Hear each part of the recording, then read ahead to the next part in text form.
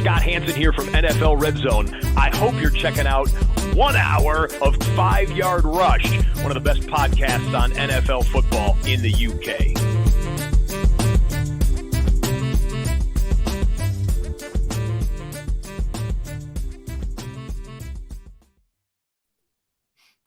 Hello, Rush Nation, and welcome along. I'm back after a brief hiatus last week. I hope Murph held the fort down okay without me looking at the wide receivers. Was everything okay good last week, Murph? Yeah, I mean, we missed you a lot, and you did lots of work for the show. I did. And I feel bad because I didn't mention any of the picks you put in the sheet. But unfortunately, this is what happens when you leave me unsupervised, Dan. You left me unsupervised with Justin Boone. We spoke for 30 minutes off air before we started. I said to everyone, I put on Twitter, we're starting in 5 minutes, and then 25 minutes later we turned up, and then and then we got talking, got off track. But yeah, no, it was a great show, well worth listening. And as I sort of teased earlier, I think what I'm going to do is put these 4 episodes together and bundle them so everyone has got all the great content. And I'm so excited for tonight's show because it's genuinely one of my favorite people on. And I know I say this when we get certain guests on, but Joe is literally. I talk to Joe probably most weeks, at least a few times a week. So I'm excited that he's on because we don't talk enough on in person, like through a medium of video or audio. So I'm excited. Yeah, fair. So for those of you who don't know, Joe Dolan has joined us, Fantasy Points co-owner, analyst, and host of the Fantasy Points podcast, and former rankings king at Fantasy Pros. Joe, that's quite a title to live up to. Oh, I appreciate it, guys. Yeah, I pulled a Bill Murray in Space Jam. I retired unbeaten and untied from the Fantasy Pros competition. The track record speaks for itself, though, I guess. But no, I'm glad to be chopping it up with you boys. I think we could have gone for the 30 minutes off air if Facebook wasn't yelling at Murph to get things started anyway. So, but we're here. We were chopping up a little bit about Oasis. Which I don't know. They seem to be back in the cultural zeitgeist, or at least people are very nostalgic about Oasis at this point. 25th anniversary of Be Here Now, so everybody's getting all just nostalgic about them. What a time in history that I didn't get to experience like live. Number one, because I didn't live in England. Number two, I was just probably a little too young when Oasis was at their peak to be like. I mean, everybody knew Wonderwall, but like to be a little into it and the Britpop and all that stuff. But Murph and I have been chopping it up about that, shooting about Premier League football, which I don't really understand, but I love it anyway, and Formula One, which I don't really understand, but I love it anyway. And Murph just helps me talk all that stuff. I was trying to explain to Joe how FPL works the other day, and I sent him the scoring. He's like, "How does someone score 19 points?" Hold on a minute. When I joined the chat, there was a full-blown discussion going on about iced tea. Yeah. Which seemed like it had some legs before I got here. It's because I was drinking tea. And then Joe was like, "Do you drink tea often?" And then no, and he said he was having iced tea. Because you can tell by Joe, if you're watching this on the video, Joe's got a little sun kiss today. He's been out in the sun with his Clemson hat on. Yeah, that was I think on Saturday, because I haven't seen myself on camera since then. But on Saturday I mowed the lawn and I didn't put any sunblock on, so I guess that was it. But let me tell you something, guys. If you have a lawn that has hills, you do not need to work out that day. I was dead. Oh man, a lawn with hills. Yeah, but it's not big enough to get a riding mower. Like a riding mower would be objectively ridiculous looking at my house. Although I've always wanted one, so I have to do it the old-fashioned way. But oh boy, man, I was dead out there. Dan solves that problem. He doesn't even need a lawnmower anymore, do you? Nope. Fake grass, way to go. And I was out there the other day, hard broom, sweeping it all off, all the leaves off it. And I was like, "This is hell. Why am I doing this?" And then I was like, "I still have grass. I have to do this every other week because I have to do it twice a year. I can cope with that." So definitely the way to go. Anyway, if you've just tuned in, this isn't Gardener's World or some reiteration of it. This is a genuine fantasy football podcast. Jack Humphries been in touch. Hi, Jack. Evening, gents. Thanks for all the great DFS content on the Ross Tucker Show, Joe. So you have a fan in the house. Absolutely, you kill it over there every week. You and Ross, definitely one of my rotational pods. If you haven't checked out the Fantasy Feet podcast, go check that out, as well as everything at Fantasy Points. What is new at Fantasy Points, Joe? You got a lot of stuff going on. Well, yeah, right now. So I started doing a little morning show on YouTube on Tuesday through Friday.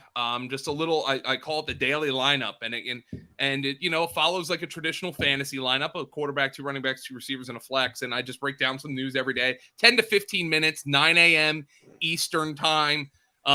Good afternoon for you guys with your afternoon cuppa. But that's perfect for you guys. And I'm doing that every Tuesday through Friday. I'm going to do that every Tuesday through Friday throughout the NFL season. That I think that'll be a nice little thing. And we are in the process of getting our data package live on the site with our native charting team. We really wanted that to be fantasy focused, and we have not unveiled that as of yet. We're not selling it as of yet. We just want to make sure everything is good to go before that happens. But we have a charter. Those guys have gone back and have charted every play of the 2021 season to give us, a little bit of background. And then we're going to keep doing that going forward. So that's what's going on at Fantasy Points. And we're excited about it. We're excited about what kind of feels like the first normal year, because obviously we launched in 2020. It's a little dicey there. Last year, I think COVID was still, I got to be honest, was more prominent than I think most of us anticipated during the season. And this year it feels like, while COVID's still around, it feels like it's going to be something. Obviously, Murph, you and I know it's still around. But it feels like it's something that's going to be more on the back burner. Really just excited to get into the groove here with the site.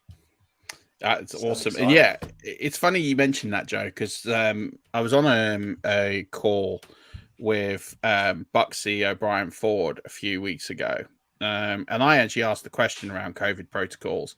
And the Buccaneers have, and appreciate Florida, and it's a bit in weird. Florida, COVID don't exist. Yeah, exactly. It's always a bit weird. But the mentality of the Buccaneers front office is COVID is not a thing. It's done. Yeah. It's in the past. We have no protocols.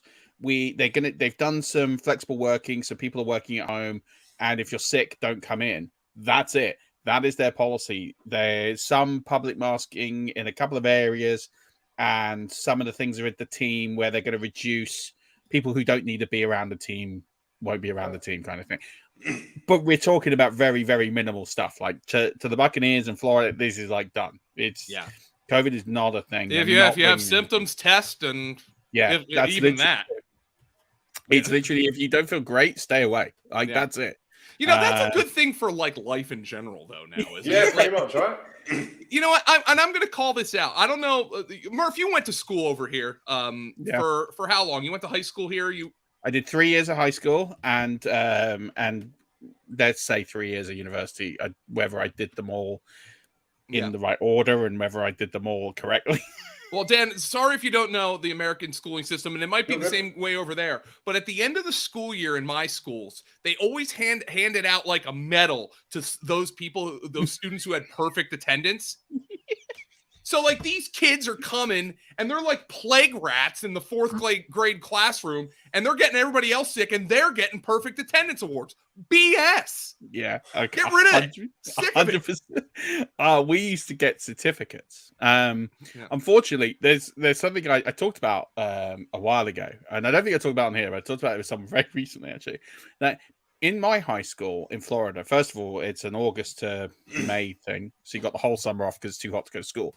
But second of all, they had this great thing where they mark your attendance by period in high school. And you were allowed 9 absences per half year before they called your parents.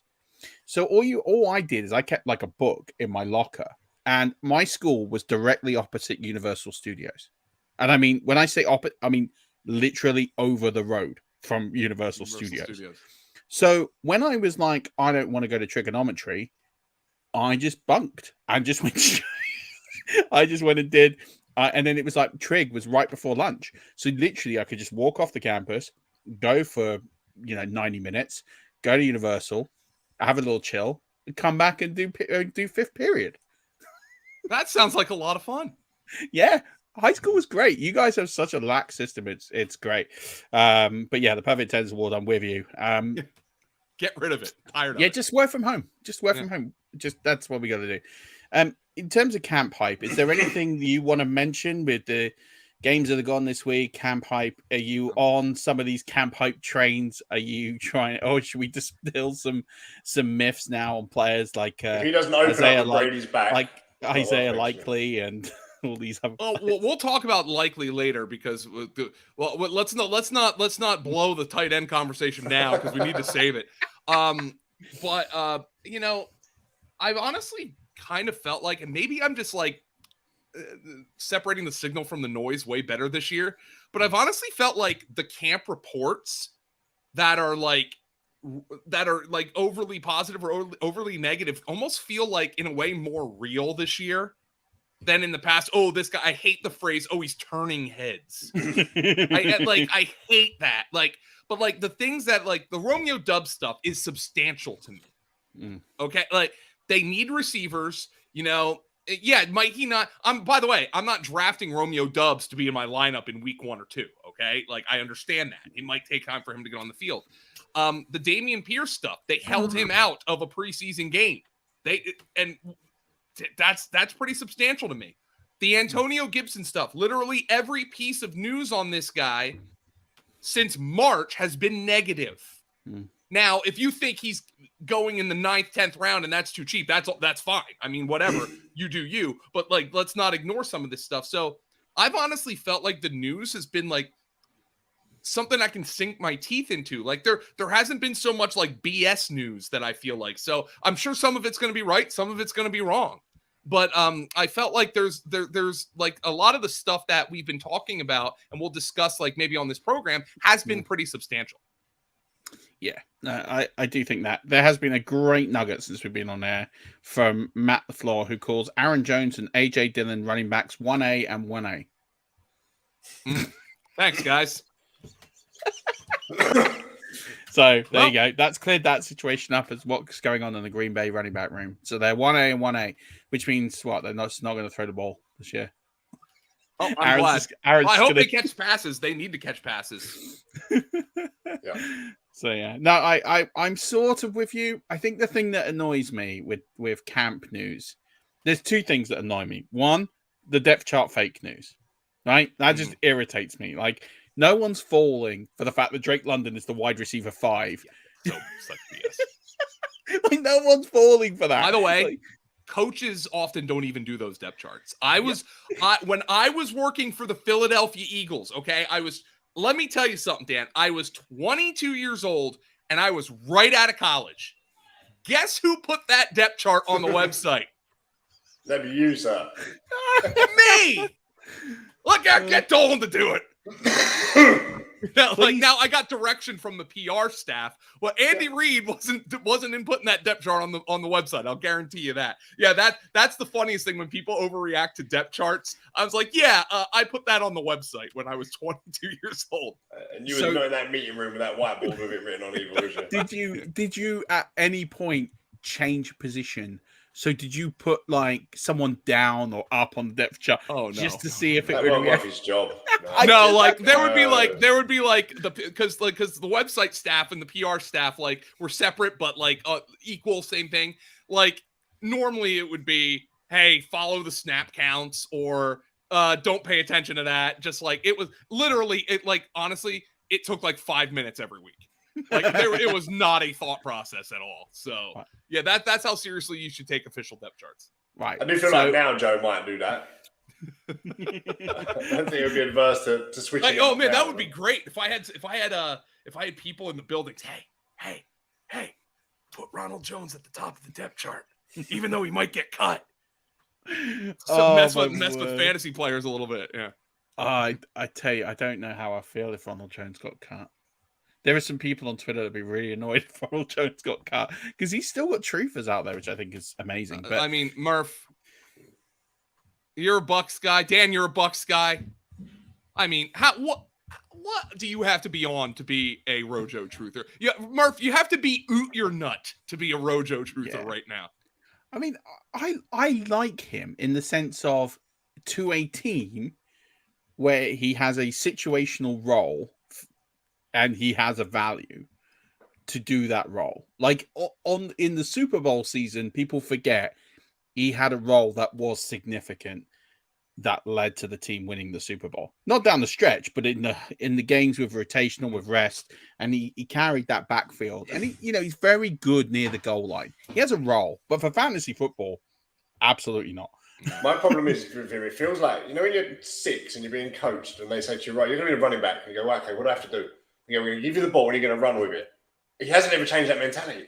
He still has that mentality. He's never changed and learned the other aspects of the job. He's like, well, no. Someone told me 20 years ago, I've just got to get the ball and run with it. And that's what I'm doing. Well, that, and, I was very big when the Bucs drafted Rojo. They used a lot of draft capital on him. He had that home run ability. And, this is a classic example of really understanding what you're getting. Because if you follow really good, smart people, year one, he came to camp massively overweight. He came to camp really out of shape, really out of condition. And that didn't impress any of the coaches. And so what happened was you had this classic situation of, well, we've spent the draft capital, so we're going to have to use you. But you're so far off the pace and your professionalism isn't that great that we're kind of in this situation where you're not going to succeed. And at the first chance, we are going to get rid of you, which is why when Tom Brady took one look at Ronald Jones and was like, yeah, you're just not going to be my guy. Like, as soon as a guy comes up, I'm grabbing one. And that's what happened. Because he listen, Rojo, for all intents and purposes, sharpened up in year 2. He showed a bit, but he's never going to be that guy. If you're drafting him in any draft whatsoever, you're drafting him. I don't know why you're drafting him. I just don't. There's no scenario where I understand why. I mean, if you're in the last round and he's fallen to the last round, and you think, well, if CEH gets injured like he normally does, maybe. First. But still, I still don't get it. There was a lot of people taking him just after that dead zone early in the season and stuff like that. I mean, there was a point where he was like a 9th, 10th round pick, which is not the case anymore. Because of the Pacheco hype, which I hope you got your shares in now because it's getting out of control. But I think the people were like, well, Clyde Edwards-Helaire stinks, so I'm going to draft Rojo, without realizing that he also stinks. So there creates that problem there too. But that is neither here nor there. I'm gonna go. Look, I don't want to rag on Sleeper too much more than I already have this offseason because I'm sure they're gonna ban me. I want to talk about Ronald. I know we're supposed to talk about tight end. Ronald Jones' projections. His projections on Sleeper are 700 rushing yards, 127 reception yards, 5 rushing TDs, 1 reception TD. That's not happening. No. No one's buying it. You know why? No. There's a 22-year-old Joe sat behind the scenes going, just stick in some numbers. Just stick in there, Sleeper. Someone Sleeper's having a ball. But anyway, we're so off topic. Before we get into tight ends, I'm going to caveat the tight end discussion by saying I think it's fair to say that all three of us are not really tight end truthers in the sense of expending tons of draft capital, but we are going to be very fair, very balanced, and there's tight ends that we all like. So, hey, Murph, Mark Andrews won me a lot of money last year. I gotta say it. Mark Andrews was my fantasy MVP last year, so let me tip my cap to him. There we go. So there is value. We're going to talk about the position. We're going to do it a lot of great justice. Before we do that, I've been teasing and promising about Listener League information. If at this point you're watching us on Twitter, I urge you to just open another browser and just go on to YouTube or Facebook because I'm going to chop in the chat and you won't be able to see it on Twitter, which is why I mentioned this, the link to the Listener League sign-up form. And for some reason, it shows up 3, 4, 5 times. I don't know why. Anyway, it's in the chat now. So if you want to sign up to our listener leagues, because, hey, you're listening to the show live on air, then just click that link. If you are listening to this in podcast form and it drops tomorrow morning, tomorrow early afternoon when it drops, the link will be in the show in the podcast notes. You can just click that. So I just wanted to get that out there. Just quick rules on that. There's 10 listener leagues. There's already a few spaces gone for champion staff, Patreons, etc. So there's about 100-ish spots, give or take. We're asking, we're going to give away one per person to start, and then we see how we get on. It's a £5 minimum donation to our charity CDH UK. That'll be required before you enter the listener league. So that's just because we want to do our bit and give back. We've raised nearly £3,500, which is about $4,500 already this year. We want to raise even more money. So please do donate. And I'm just making the caveat now, no donation, no entry. Just making it really clear. Prizes, limited edition, 5-Yard Rush winners t-shirt, same as every year, but it's a yearly winners t-shirt. It gets a different design every year. So worth having. And entry into the 2022 Champion of Champions, which is going on right now. And I promise you the format this year is absolutely nuts. I literally cocked this one up somewhere in the lab. Yeah, I've had people message me going, what do you reckon about this draft? I go, what draft is it? They go, Champion of Champions. I go, I haven't got a clue. I'm not in it. I haven't won a 5-yard league ever. It's a bit nuts. I'll put it this way, that top scoring QB last year was Tom Brady, about 670 points. The QB 12 was scoring around about 300 points. So, but it's a 1 QB league. The rest of it's super flex. There's enhanced scoring everywhere, loads of bonuses. It's chaotic. The idea is it's pretty equal. There's a tight end premium. The rest of the positions all come in the line quite nicely. Nice. So it's about finding your value and doing your studying. But click the link, join the league, fill in the form, 3 preferences. We'll work to get as many people their first preference as possible. That's all I'm going to say on listener leagues. Let's talk tight ends. Excited for this. So let's talk about our favorite tight ends. Let's start with a positive here.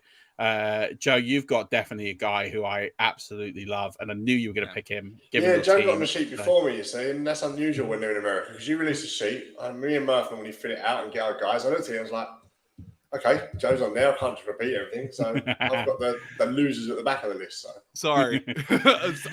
I wanted to come up with it. It was good brain exercise for me this morning, and I was up early. So I was able to get it done. It's 2 guys who are both associated with the Eagles. One of them used to play for them. One of them still does. 2 guys who are different, though.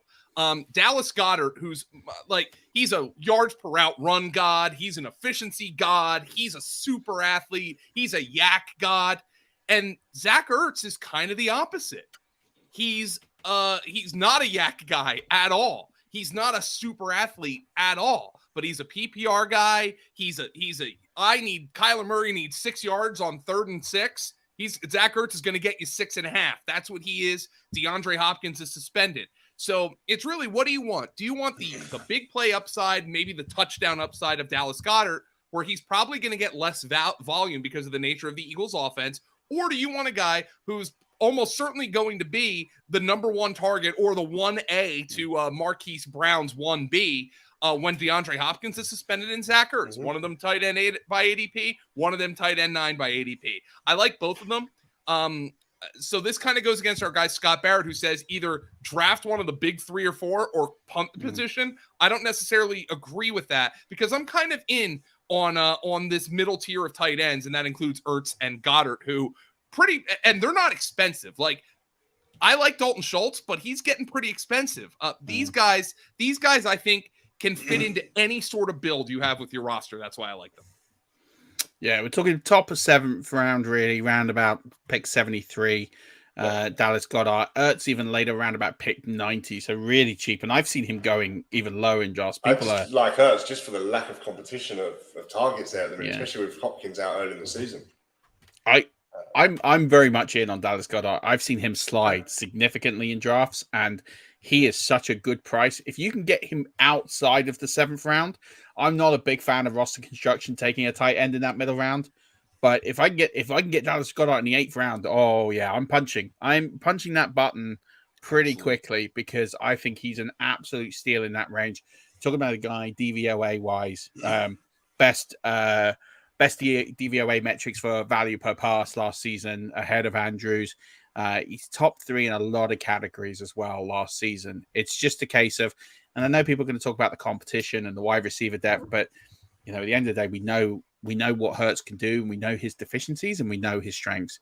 And getting the ball and releasing it to Goddard is something that's going to happen quite significantly. And I think he easily outperforms tight end 8 this year if he's healthy. That's the only question, is whether or not he's going to remain healthy. And Ertz, agree. I just think, Rondell Moore's not going to get that much work. The only thing with Ertz for me is just that playoff stretch. I think scheduling wise, it's not great. Plus, you're going to have all these guys back.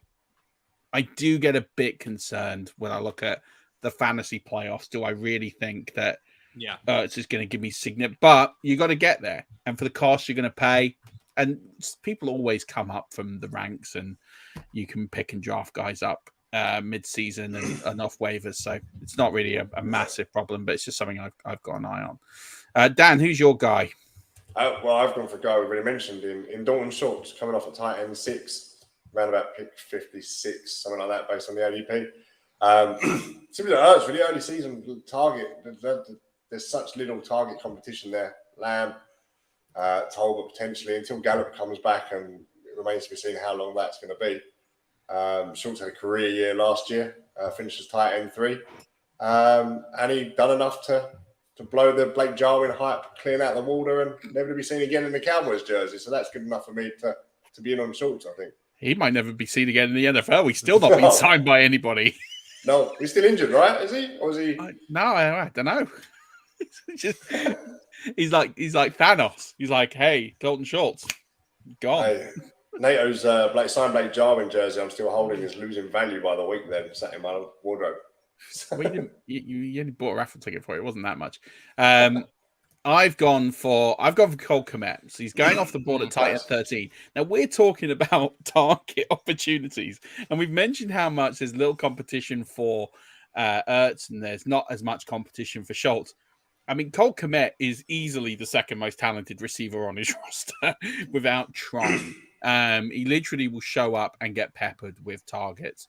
The reason I like Cole Kmet, and people have come at me all off season and said he's got one NFL touchdown. Yeah, absolutely. He had Matt Nagy. So was Kyle Pitts. Don't stop him going second round, is it? Yeah, that's a good point.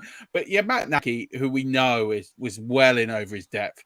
And what he did last season with Justin Fields was nothing short of reckless and stupid. Cole Kmet is a huge positive touchdown regression candidate. My model has him bouncing, on his production, should have had at least 5 touchdowns last year. Justin Fields is going to get better. He's going to be used a lot in this scheme. Brian DeBall, and the coaching staff, they're going to not Brian DeBall, coaching staff, their new coaching staff, they're going to love him. They're going to pepper him with targets. He's a big guy. And you know what? We yet to see the best. And we always see these tight ends come out year 3, year 4, and they're going to really make it work. And I'm really excited to see what they do with Kmet in this scheme. And you got to remember, they haven't really invested in the wide receiver position. I talked about this last week. I do think they bring someone in. I don't know who it's going to be. I know they brought N'Keal Harry in for, a bag of peanuts they got from the plane and a conditional 7th round pick. But I do think they're going to get somebody else in. I can't see them going into the season with the oldest rookie we've ever seen in the NFL in Velus Jones. And I can't see him going in with N'Keal Harry. I think they're going to need to get someone else in from either who gets cut or free agency, or I don't know who. We mentioned Cole Beasley for me looks like someone who could get snapped up and can do a job there. So I think that will only help Cole Kmet even further. So yeah, I'm all in on Cole Kmet this year. I've been snapping up in a lot of drafts. He's a very, very good price. He fits my roster build. I'm a bit of the Scott Barrett. Go and get a guy early, but I really only like Kelsey early. Or go and get a couple of guys late and let them duke it out. And Kmet really fits into that mold for me. You can get him round about pick 128. So you're talking 11th round, which I just I think that's great. He's probably their second best receiver right now. Yeah, exactly that. He's second best receiver. I think he's gonna do really well. We've had a question come in, so that he's not on the sheet, I don't think. Oh, he is. There we go. Nice segue to our least favorite. So Matthew Butler-Ross, how do you feel about my boy Waller will do this year? Bit of a bounce back, less attention on him. Love his receiving skills, but he could have a big season. But that might just be my Raider bias. Take it away, Joe. Okay. First and foremost, Darren Waller has missed a lot of practice time this summer. So All right, how do I let you down easy here? Here's the thing with Darren Waller. I had a ton of Darren Waller last year, guys. You guys well know that last year, he came out, he had the 19 targets in week 1, and he had the 10 catches and the touchdown, and you're like, oh my God, he's going to break the tight end position. After that, he had one more game with 10 or more targets, one more game with 100 or more yards, and one more touchdown. He picked up multiple injuries. He finished just 3 times as a top 5 fantasy tight end last year. He was a bust last year. He's dealing with injuries in camp this year. They go out, and by the way, all of that was when they had one other reliable passing target. One. That being Hunter Renfrow. Now they have Devontae Adams as well. I know it's a different offense, but I can't do it. He is my least favorite tight end at ADP right now. I cannot do it. I know, Murph, you might not be a big TJ Hawkinson guy, but I'd rather wait 2 rounds and draft TJ Hawkinson than draft Waller. Can't do it. Now that I will agree with you on. I would personally stay away from both, but yes, I'm with you. I can't take Waller. I wasn't in on him last year. I thought the price got too much, and I appreciate he had that monster season. The thing you got to remember with Darren Waller is he's been around a very long time, and it took a very long time to it took a long time for him to break out, and that's not indicative of. I mean, Cordell Patterson's exactly the same boat, right? I'm not saying that they can't do it again, right? But it does question why did it take so long to put it all together, and what was that magic ingredient? And you got to remember as well, John Gruden was someone who, he's a massive fan of the tight end position. He force-fed a lot of targets to Darren Waller because of the way that team panned out that particular season. We've got Josh McDaniel now, and then we know Josh McDaniel was creative with tight ends. Don't be surprised if you see some Foster Moreau out there with Darren Waller this year, and you see these 2 tight end sets. But we know that other than maybe in the red zone, Darren Waller is not going to get the target volume anywhere near where he used to get. It's not going to happen. They traded for Devontae Adams. You still got a Pro Bowler in Hunter Renfrow there. They've got the best receiving core they've had probably since they last went to the Super Bowl. And on top of that, you've got this coaching staff that are going to do things very, very, very differently than what they have done before. And I think that just leaves Waller out in the cold. And now, I think if we were talking about Waller as one of these late round guys, I'd be like, yeah, absolutely take a flyer because he's done it before. But buying him at his near ceiling is just crazy. And the same goes for me with TJ Hawkinson. So I'm going to segue here. TJ Hawkinson for me is a guy who I almost think very similar. He comes to that first round pedigree, and I think everyone's a little bit blinded, which is weird because he came out the same draft and the same team as Noah Fant, and no one has that bias towards Noah Fant, who I personally still think is the better of the 2 tight ends from a talent perspective, but I digress. The problem you've got with TJ Hawkinson is this.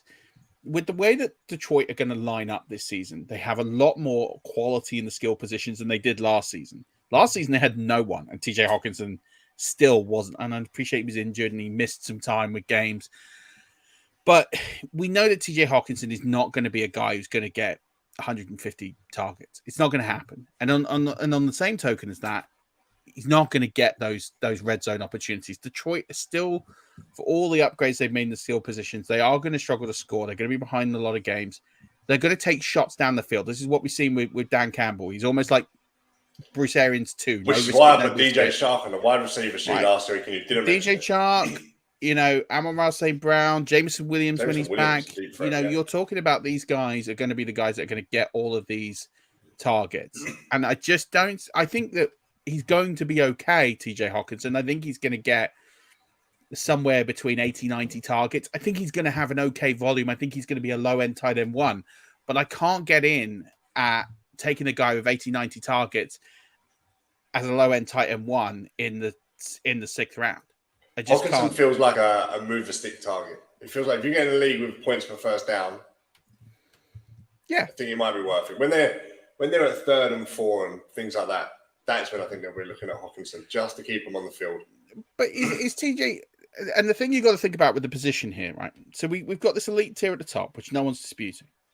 When you get into guys like TJ Hawkinson and Darren Waller, are these guys that much better than the Cole Kmets of this world and the Zach Ertzes and the Dallas Goddards? Are they really going to blow them out of the water? No, they're just not. They might get a handful of points more. They might get a handful of points less. They might even be significantly behind. But I can't see a world where they're going to outscore Goddard, Komet, and Ertz by 50 to 80 points. And that is what you're paying in capital in drafts. Is you're paying for them to be that much better. And they're not going to be. That's why I can't invest. It's nothing on the player or the talent. It's just not going to be that much better than what you can get 7 rounds later. That's the bottom line. I think Pat's managed it with Gronk, fairly similar skill set players. When Gronk was really successful in fantasy football, he was like the only target on that Patriots team for a long time in Edelman. So, yeah, I think it's a very different ball game for that. But, yeah, thoughts on TJ Hawkinson? I know you like him more than Waller, Joe. I mean, I like him at price more than Waller. He's just super talented, and I'm a little more positive about the Lions. But I can understand where you're saying, like, he's one of the guys who we mentioned Scott Barrett already. Go big or go home at the position. This is what I feel about like a TJ Hawkinson. Maybe he's one of those guys who you're like, all right, why would I take him when Cole Kmet, although he's not as gifted, could be available 5 rounds later? That's the way I feel about him. So I think your opinion is totally fair, quite frankly.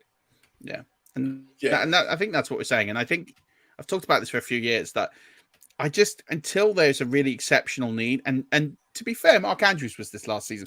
Mark Andrews was that one guy in that middle tier at the tight end position in those rounds 5 through 6 that was well worth a bet. And it paid off big time. And as you say, Joe, you won a lot of money as a result. Yeah, Mark Andrews was just so fantastic for me last year. And I don't feel that these guys are anywhere near that level.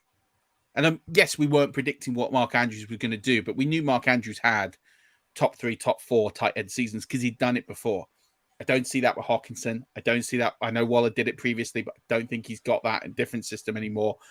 I don't see it with quite a few guys in that range. And I'd rather get my QB and a wide receiver in that range than that. Who's your guy, Dan? Because he's a little bit later than the range. But he's later, yeah. And even at ADP, I've gone with Pat Freiermuth over at Pittsburgh. I think the increase in targets, the way they're playing, real uncertainty at QB. I just expect him. He's one of those for me that falls top tier, next bracket. If I got to Freiermuth and I'm still looking for a tight end, I'm probably not going to bother. And I'm going to take someone else a little bit later that can still make that top 10 to 15 tight end range. Freiermuth's coming off the board at tight end 11. I think it's probably the highest he will finish. I think that's his ceiling. So I'll gamble down on someone else. And if I get 12 or 13 tight end a couple of rounds later, I'll be okay with that. So, yeah, for me, somebody I have next to nothing of going into this year. Okay. I think that's fair. I'm probably a little higher than you on Freiermuth. I think in that range, I'm quite happy. If it depends. I mean, he's in that range with Mike Gesicki, Cole Kmet, and I'm quite happy in that range to take one of those guys over Freiermuth or with Freiermuth. But yeah, I see what you're saying. I think there's a lot of uncertainty there in terms of who is going to be the favorite target there. One of those guys will come out that pack. They do every year. It's Yeah. just if you get the right guy, right? And if you do, you get the money. 100%. So speaking of guys we expect to maybe come out of a tier, let's look at guys we expect to outperform ADP. And there's a question in the chat, so maybe I'm going to kick this back to you, Dan, on thoughts on Gerald Everett. He's the man. Gerald Everett is someone I've been banging on about for a while. I've got a lot of Gerald Everett. I just expect a big season for him now in LA. I like the talent. I like the set. Justin Herbert's there. Yeah, it's just tight. He's come off the board tight end 20, 182 picks. So at that level, the new setup he's got, I'm gambling. I know we've spoke before about Jared Cook didn't really deliver in the role last year and things like that.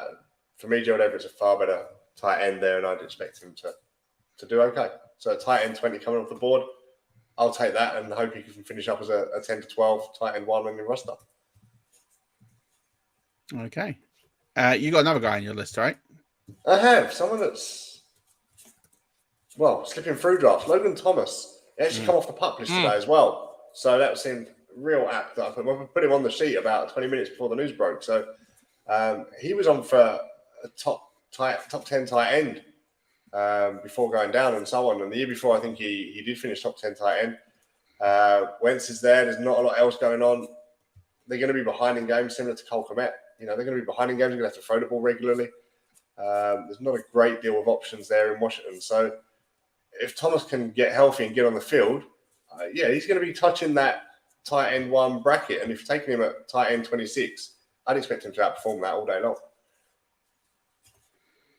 Yeah, I think that's a really good point. I think people were very scared about the injury with Logan Thomas.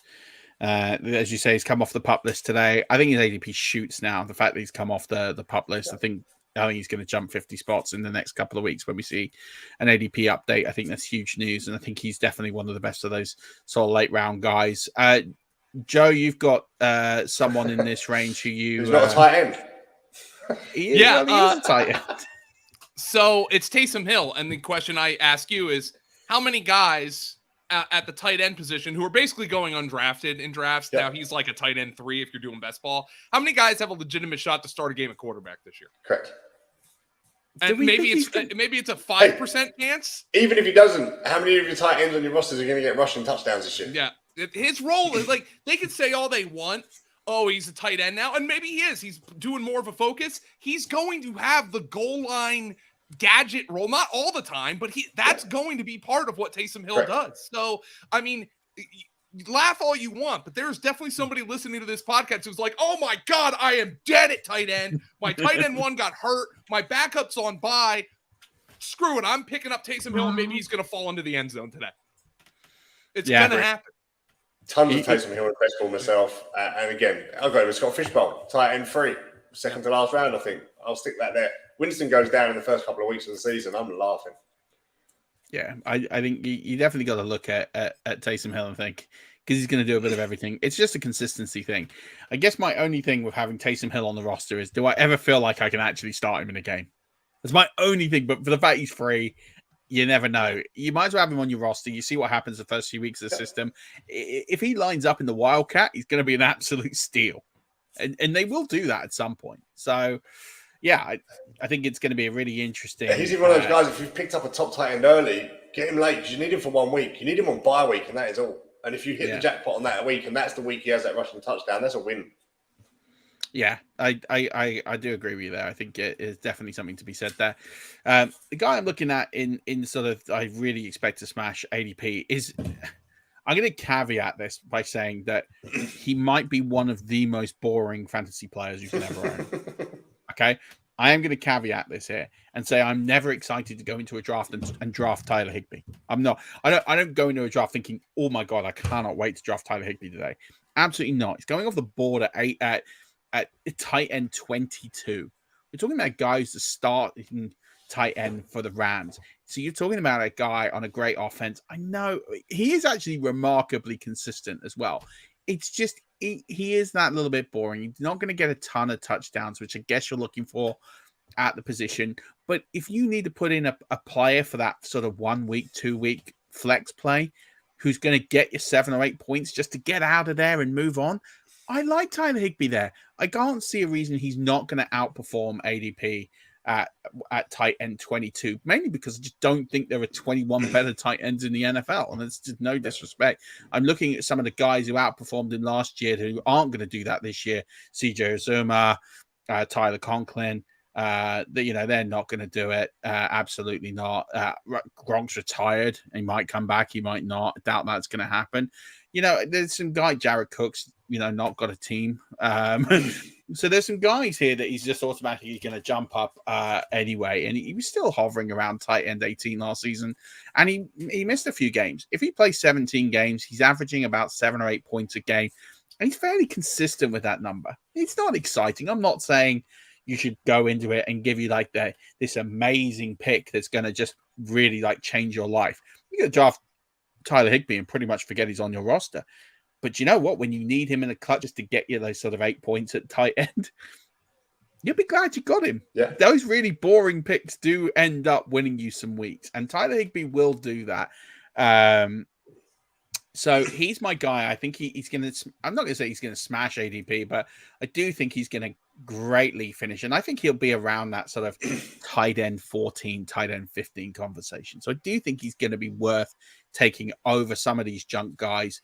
I'm not sitting here projecting him to be the next, the next Darren Waller or George Kittle, but I do think there's some merit to just having a really safe floor play as your tight end 2 for your bye weeks. And that's what Tyler Higbee's going to give you. And you're pretty much getting him for free. Well, not almost free at this point. You're getting him in around about the last couple of rounds. Yeah. About 15. Yeah. So under the radar tight ends. And so we teased this earlier, Joe. So let's go to your guy, Isaiah Likely, who has been catching some heat in preseason. He is currently going off the board at tight end 50. I'm not even going to bother. Not for long. So what are your thoughts on him? And obviously we talk about what he's been doing, but what excites you about him? So here's what excites me about Isaiah Likely. Who are the proven pass catchers on the Baltimore Ravens offense? Rashad Bateman and I don't even know if you can consider Rashad Bateman proven. I wouldn't. Oh no, come on. No, he's going to be good. But Murph, he's my most drafted player in all of fantasy. Okay, number 1, but he's not proven. But here's the thing: who is the receivers behind Bateman? Let's just say he is proven. I really like Duvernay, to be honest. He's a wide receiver steal for me. I actually think he's significantly underrated. And I really like James Prochet, but I don't think that's going to work out well. No, and that. I mean, honestly, he can catch a ball. Many will argue Likely can't run either. But look what they did. They spent two draft picks on tight ends this year. They did nothing at wide receiver. They had just signed DeMarcus Robinson, who couldn't stick with the Chiefs or the Raiders. I mean, don't get excited about DeMarcus Robinson. If there is a team in the NFL in the modern era that's going to run 13 personnel, 1 running back, 3 tight ends as its base offense, you are looking at it. You're looking at it. Like, Isaiah Likely is going to be a contributor on this team, and he is free in drafts. And all the rookie tight end caveats, that's fine. Yeah, I get it. But you could make an argument that he's going to be 3rd on this team in catches this year. I think you can make that an easy argument based on his preseason. I'm not telling you to go out and draft him in the 10th round. I'm just saying keep an eye on Isaiah Likely. Yeah, I think you make a great point there with the way that they're set up there. And listen, you got to remember that the John Harbaugh and the Ravens aren't afraid to do something that nobody else does or go completely off grid. We saw what happened with Lamar Jackson and the way they run that offense a couple of years ago. So it absolutely would not shock me to see three tight ends on the field at any point. And I think you're right. I think you'll see a lot of personnel there where you'll see a lot of 2 sets, and I think he's going to make feature. But I don't think it starts quick. I think it's going to be one of those slow burns. But boy, by bye week season, you'd be pretty glad you got him on your roster if he's catching some balls. Sure. Dan, who's your guy? You've got another rookie, right? Yeah, so I've got Daniel Bellinger, right? Daniel Bellinger's coming off the board at tight end 33. I know he's been slightly underwhelming in preseason, but these are the guys he's got to beat out in camp. Ricky Seals-Jones, who's never held down a starting job. I can't remember the last time he got a starting job after being so incredible in college. We're talking about a tight end, Evan Ingram, who just can't stay fit. So, yeah, Daniel Bellinger's path to starting is pretty clear. He's literally got to just stay fit, and he's almost guaranteed to start. So you're talking about getting a tight end at the wide receiver 33, or at a tight end 33, who's going to pretty much be the starter because there isn't going to be anyone else. Yeah. He's almost nailed on. You're looking at a pass catching team that wide receiver core is pretty poor. I mean, I know we've got Golladay in there. You got Wan'Dale Robinson, who's going to be good. He's got a lot to prove. Let's say that. And then and people talk about Daniel Jones. Daniel Jones is not a terrible quarterback. I know he's funny to rag on Daniel Jones, and I know that he's not this elite performer, but he's not bad at throwing the football. He can't protect it for anything, but he's not bad at throwing the football, and he will get the ball to guy. The biggest problem that Daniel Jones has had in the last 2 seasons is that every person on his offense goes down injured. He ends up throwing it to a bunch of Joes on the street. And so Daniel Bellinger's got some talent. He showed this at San Diego State. he's very creative in the way that he runs routes, and he is a bit of a surprise. The way that he plays the game, it's very difficult to scheme against because he will just go slightly off piece. And if he can get into a rhythm with Daniel Jones, he is going to catch fire and he's going to start. He's going to get games. And to be honest, with the way that Golladay played last season, if the same happens again, plus we know that with Brian DeBall, he likes targeting tight ends, especially in that red zone. If he gets himself big and he gets, lots of space there in that red zone, there's no reason he can't come away with 6-7 targets, 6-7 touchdowns next season. And he could be one of those guys that we talk about as a weekly streamer that could be just a red zone tight end or bust play, touchdown or bust play for the tight end position. And I think Bellinger there fits a lot of excitement for me. So I'm quite happy to buy him at cost, which is free. You can get him in the last round of drafts. He's going at pick 331 and definitely a best ball candidate, although I don't think many people are doing best balls now, but yeah. Tom. Dan, who are your guys that you're expecting sort of under the radar right now? Quick note for Cam Brate. There's still this uncertainty around Gronk and what's going on. And I know we drafted at Tampa 2 tight ends again in Coe Cleaft and Cade Otton, but Cam Brate will lead that. He showed last year he's a reliable red zone target for Brady. At the minute, the job's his is a starting tight end coming off boards currently, incredibly late at tight end 24. And the one I really like at the minute is Brevin Jordan down in Houston. Didn't play the first 7 weeks, came in, had a bit part role, but showed he could do it. He earned some trust. And he fits into I'm big on Nico Collins, and you yourself, Murphy, you're big on Brandon Cooks and Davis Mills. And I just think a lot of that Texans offense, fantasy-wise, could have a sneaky good year. Being behind in game scripts.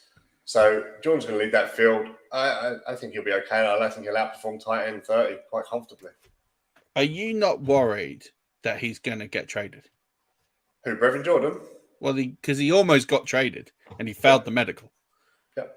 So the fact that they were willing to deal him for not a lot and he failed the medical, that's a concern for me. I get that he's back and he might stay. And if he's there, he's going to be part of that offense. But I can't help but feel that I can't see him in a Texans uniform come October. And then all bets are off where he goes. I get that. I think they're going to have to put him in the shop window to some extent. So I think he'll start as a Texan. I can see him coming in for a side who loses someone. Let's say Logan Thomas comes back and goes down. That sort of situ would suit him. So I don't know. Either way, he should still outperform tight end 30 if he's on a field, no matter where it is for me. So and at that stage, I've got 2 tight ends on the roster already. So you're really looking for upside. I think he's got the ability. Situations different matter. Nice. Okay, so we move over to not touching these guys at all costs. I'm going to go to Joe because I talked about Daniel Bellinger. One of his guys is directly related to that. So, Joe, take away tight ends you're not touching at all costs. We've lost your audio. You've muted. Sorry, my dogs were barking, which is why I'm muted. And I totally forgot to unmute. Did you hear that, by the way? No. Didn't hear anything. Oh, wow. Okay, so I muted. This must be a pretty good noise-canceling microphone.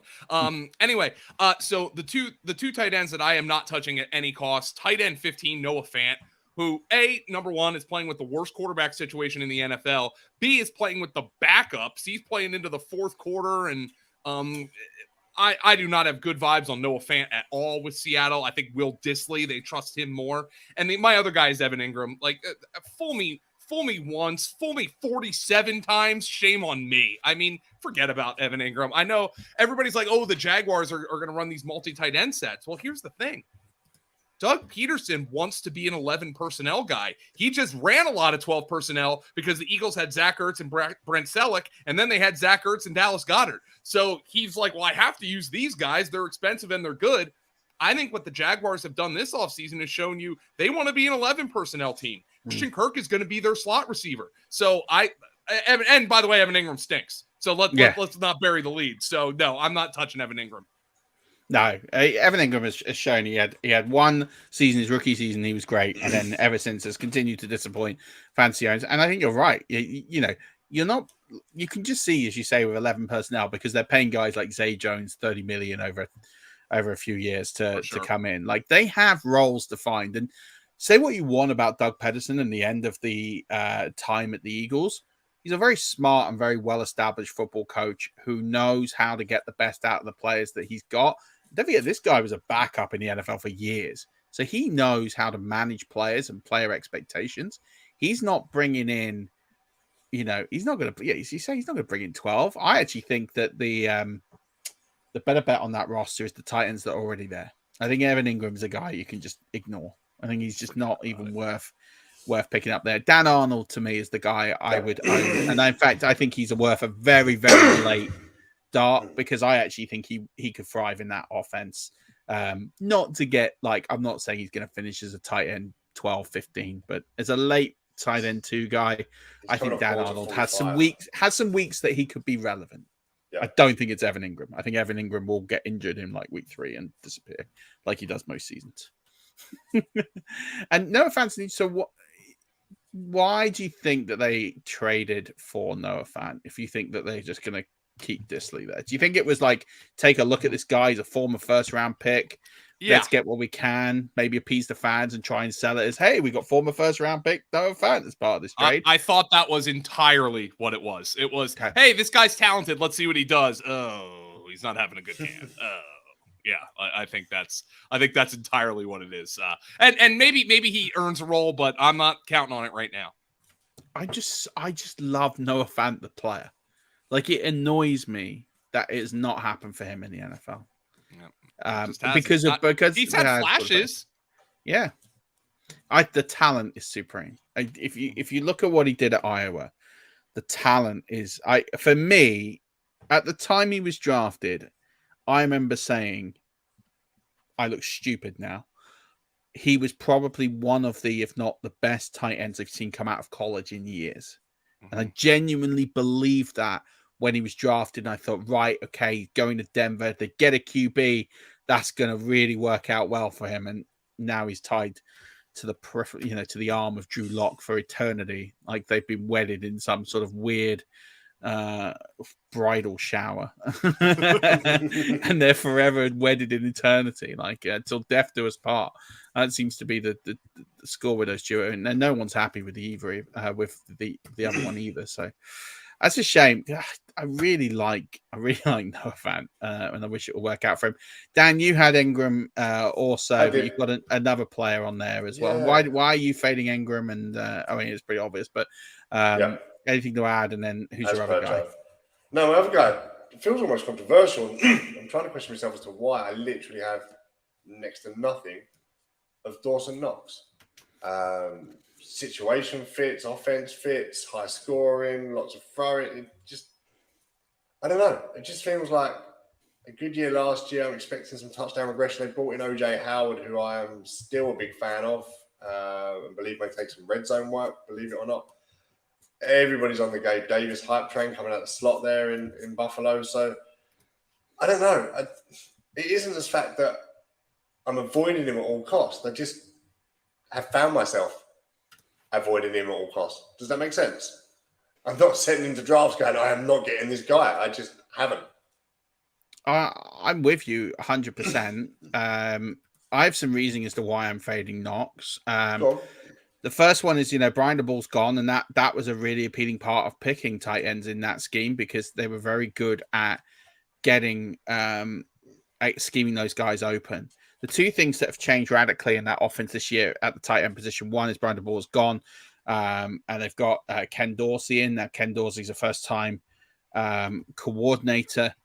He was there last season. He's been at the Bills, I think, a few years. He used to be the quarterback's coach, and I think he was involved in some of the scheming around passing plays with the ball, and it's an internal promotion there. But I always get concerned slightly when you get a first-time coordinator in the NFL because you always question, are they going to continue in the same offensive vein as their predecessor, or are they going to stamp their mark and do something different? And typically what these and again, this is just using collective experience, not pointing that this is going to happen.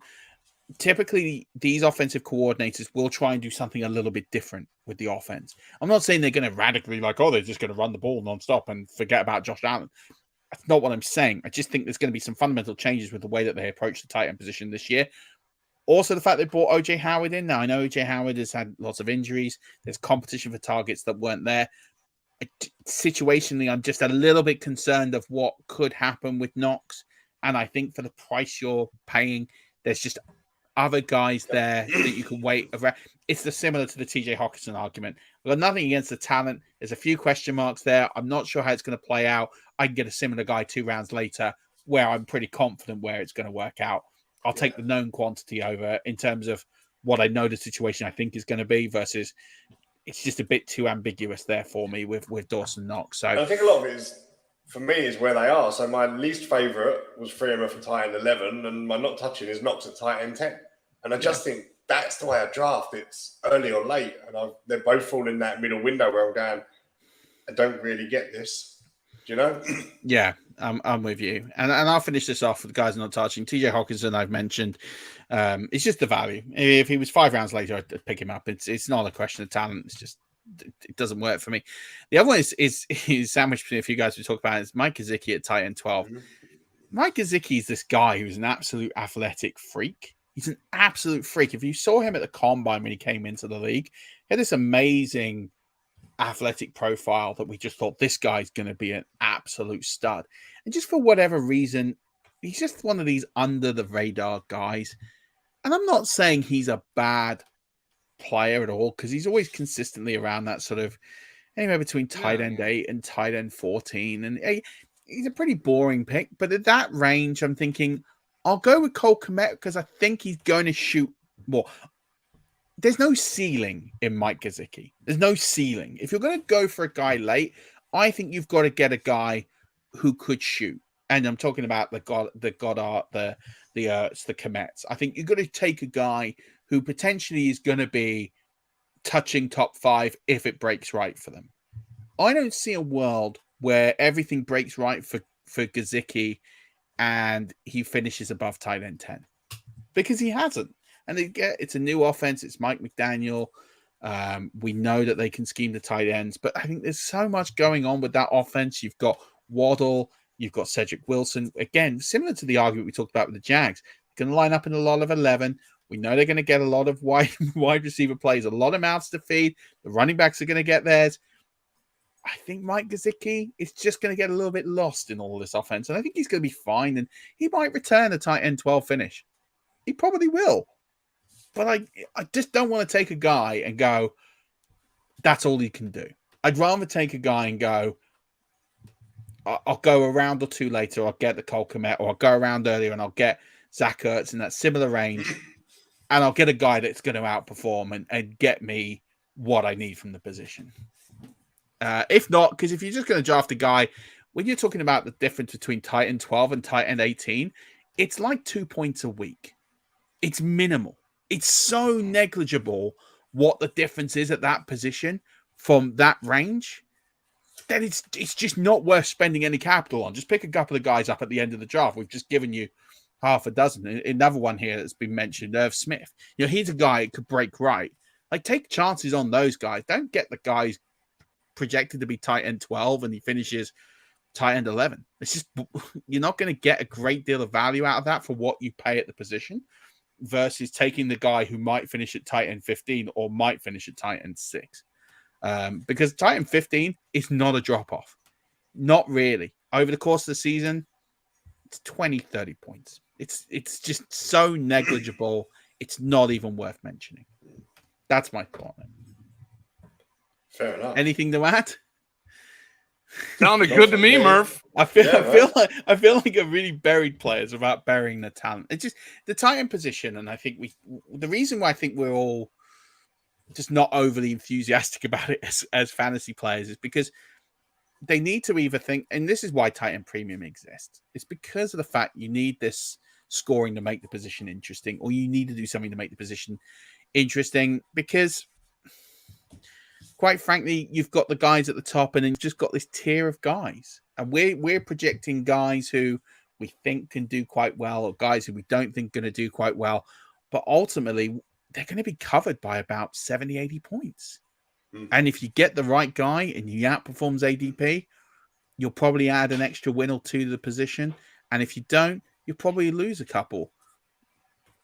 But ultimately, this is why streaming the position completely is a viable strategy in fantasy football. You could literally get away with drafting 2 late guys who are practically free. And if it doesn't work, you go to the waiver wire and you match up stream every week. Because there's going to be guys, and if you hit that right enough, you'll stream the tight end 8 or 9 or 10. I mean, I've successfully drafted 3 top 7 finishes at the tight end position from guys who are under 30% owned. It's a position that you can get an advantage but you've got to pay for it. Or if you can identify these breakout guys like Logan Thomas, like George Kittle, like Dalton Schultz, and you can get in on these guys early. And there's always a guy on the waiver wire. Week 1, week 2, there's always a guy who goes on to have a decent season. We've mentioned some of them. Daniel Bellinger. These guys will be here. Dan Arnold. Bellinger, Isaiah Likely, Gerald Everett. These are all guys that are all these potential guys that could break out. And do you know what? Even if we haven't, you keep listening to the content. You listen to guys like Joe. You listen to us, and we'll tell you when to get these guys because they will come up in the season. And you're working out. So I guess what we've decided is the tight end position. You can just ignore it. Just don't worry about it. Nothing. Well, I can see the argument on Andrews. I'm not going to do it, but I can get it. But cool. in terms of Joe, what are you thinking on the rest of the tight end position? Is there anyone else you want to talk about? Is there anyone else you want to cover? We have talked about a lot of tight ends here. We haven't mentioned Kittle. We haven't mentioned a couple of guys. Is there anyone else you want to mention? Let's do a really boring one if you need one at the end of your draft who's probably going to catch passes, and that's probably going to be Austin Hooper. They have no receivers. Treylon Burks is struggling out of the gates. Nobody wants to be a Hooper scooper. Nobody wants to draft him. Nobody wants to use them. But don't be shocked if he catches 60 passes this year. Yeah. Nice. I mean, it might be 60 passes for 312 yards, but don't be shocked if he catches 60 passes. That's all I'm saying. What about, and something that's not come up in the chat, but Albert O in terms of what's going on at Denver? He played the entire game. Here's my question. If he's not their top tight end, who is? Dulcich hasn't practiced. He has a hamstring injury. I mean, they have Eric Saubert and Eric Tomlinson. I mean, and then of course Russ has very rarely been somebody who supports a great fantasy tight end. So yeah, I'm a little concerned there, man. I'm a little concerned. Yeah, I do actually like Dulcich as a dynasty asset. I do actually think he's heavily talented. He was one of my favorite tight ends coming into this class, and I do feel like he could progress. And I think the fact that Albert O is not, as you say, he's playing games. Like I don't really know what's going on there. I mean, look, I took him. He was available in like the 13th round of some drafts, and I took him as a sprinkle because you think, let's see what happens. But I don't feel good about it. I don't look at him and get overly excited. I think I'm not sure either of those tight ends is going to be great for fantasy this year. Dulcich meaning as well. I don't know about that. Yeah. No, I think Dulcich could have some relevance toward like down the stretch, but yeah, he's not someone I'm putting on a roster right now, but he's someone I'm keeping an eye on. He's one of those guys I would star and just keep an eye on for the second half of the season because I think he's someone that will. I'm going to say this now. He will end up in a waiver wire column somewhere this season, Greg Dulcich. But it's just how late in the season that will happen. I'm just thinking if there's anyone else here that we should cover. I'm not going to do all the rookies. Hayden Hurst in Cincy. I just don't see him getting any work at all. Robert Tonyan, I know he's injured right now, but given the lack of passing options, he's going off the board at tight end 19, 175. He's going in between Smith Jr. and Gerald Everett. We sprinkling him a little bit. And he comes back healthy enough, early enough. I keep an eye. That's fine. One more. Jonnu Smith. Any thoughts on Jonnu? Yeah. Good one. Yeah, I think there's here for Jonnu. I mean, this is a guy who's available 30 plus tight ends into your draft, right? I mean, I think there's an opportunity here for him. So Jonnu Smith, current Bottom. ADP. 39. Yeah, it's just going off the board. 39, pick 304. So, free at this point, as you say. It's got to be, yeah, I mean, everyone, I remember everyone being on the Jonnu Smith hype train, and then he's just literally gone, oh, well, he's never had more than 500 yards in the regular season, so no one should touch him for dust. But yeah, it could happen with him with a new offensive coordinator. Again, when you're looking at late round tight ends or free tight ends, look at guys who have situations where they can only improve. New offensive coordinator in New England. We know how much Bill Belichick loves and targets tight ends. They pay Jonnu Smith a lot of money to just do nothing basically right now. Mm-hmm. So I can't imagine that's going to continue to be the situation there. I think that's a situation that, as we say, could develop. Dan Arnold, I think, is one in Jacksonville. I think he's likely to beat out Evan Ingram for the job and keep that going forward. One to watch if you want a really sneaky play, and I wouldn't recommend this on a regular basis, but Derwin Smythe is one that I really like as a sprinkle play, like just very, very in a really deep, like 25, 30 round draft in the very last round. Because he's the red zone, or he was last season, whether this happens. And again, it's the last round. No one's touching him. No one's got him on the list anywhere. But I think the fact that he was catching, passes in the red zone last season, and he was getting touchdowns, and he was pretty much vulturing them from Mike Gesicki. If you're looking for just that touchdown or bust play, one reception for 1 yard and a touchdown, that's still 6.1 fantasy points. That's still going to finish as a tight end 18 on the week. That's not going to kill you. And if it's a PPR, it's 7.1. Happy days. You're pretty much halfway home there. You got to remember, you're really only looking for like 8 points from a streaming tight end. So that will do you for a week and it won't kill you. So this has been awesome. I've really enjoyed it. Before we go, Joe, favorite Oasis song? If I give you your top 5, because I know Joe's a massive Oasis fan. He's a massive fan of British culture in general. Ooh, and we've been talking 5. Oasis songs. I want to hear your favorite top 5 songs before we go. Acquiesce, Slide Away, Supersonic, Stand By Me. That one is just so pompous. It is the pomposity of that song is just oh god, it absolutely kills me. Oh man. Let's see here. I really like Cast No Shadow. Yeah. I love. So I'm much more of an early Oasis fan. Who isn't? Mm-hmm. I know, Murph, that among the of the very let's say maligned 4th album, Standing on the Shoulder, singular, of Giants, you are a fan of Gas Panic, which is a great song. I love Gas Panic. Gas Panic is one of the most underrated songs. I'm not going to say of all time. That's a bit harsh. But I think it's such an underrated song that there were some good songs on that album that people just forget because people got bored of Oasis at that point and they were churning out some stuff after Heaving Chemistry that was... Well, and then it was before Heaving Chemistry. Heaving Chemistry was kind of like the rebirth of it. Gas Panic for me, great song. Absolutely love it to bits. Dan, do you have any Oasis song? What's your top 5 sort of Oasis songs? Oh, top 5. Better Man, quite like. Yeah.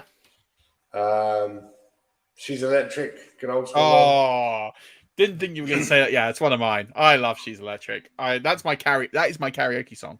Oh, I love it. That's my karaoke song. I'll film it, Joe. I'm out of Murph in a couple of weeks. I'll bust it open all day long. Oh my god, I love She's Electric. That's just an absolute banger. Yeah, I'm with you. Yeah, there's so many in there. Live Forever is a good one, but yeah, you could keep going. Yeah, I mean, I like Acquisitions. Married with Children. Yeah, it's just the simplicity of the song. I don't know why, but I absolutely love it.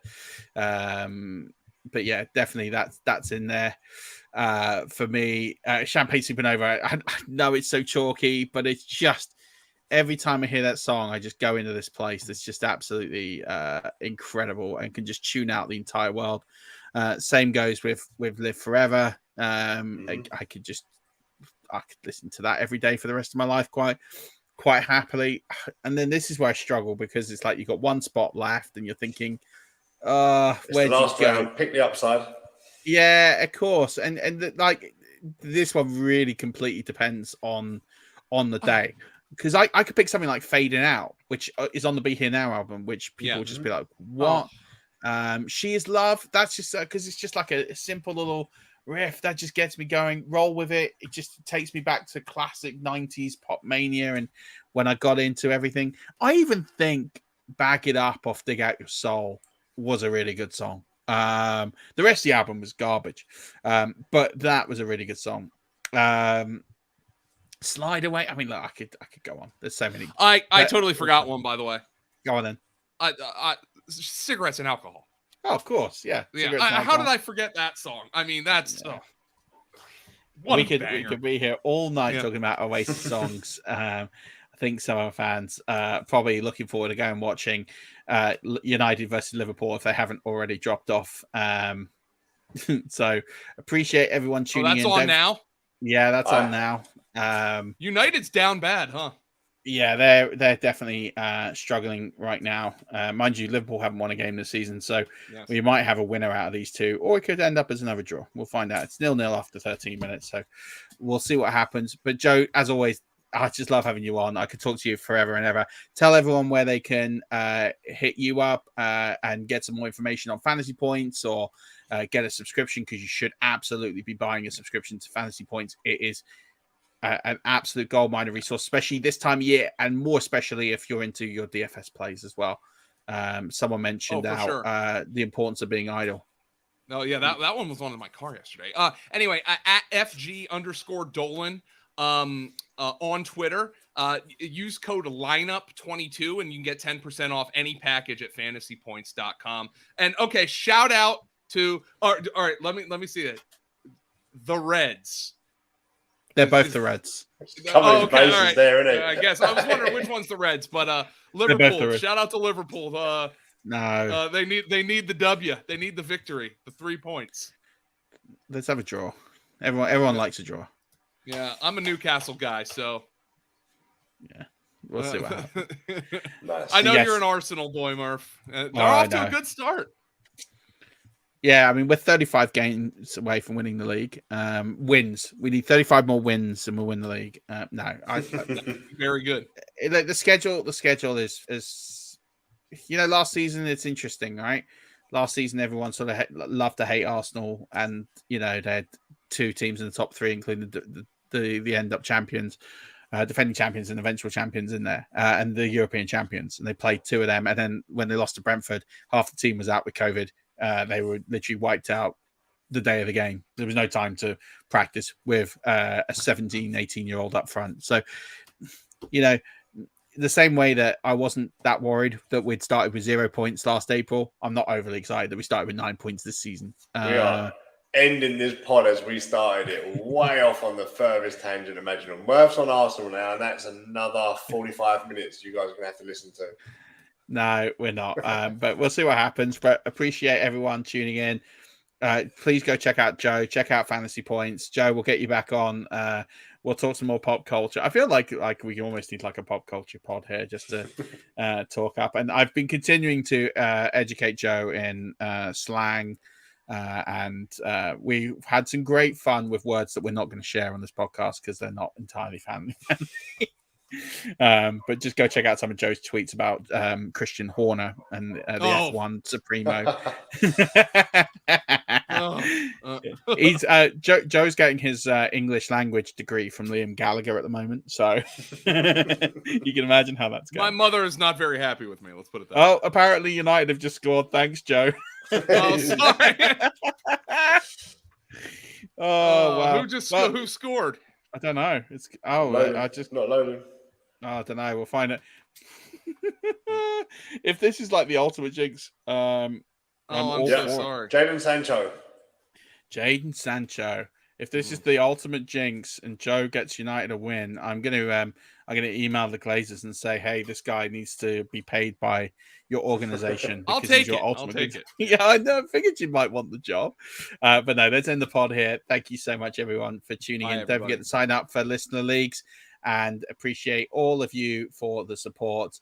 And we look forward to bringing you another great show next week. Dan, anything you want to add? I noticed that the UKFFC account has been active this week. Tell everyone where to follow that, because there might be some teasers. @_UKFFC. Keep your eyes posted.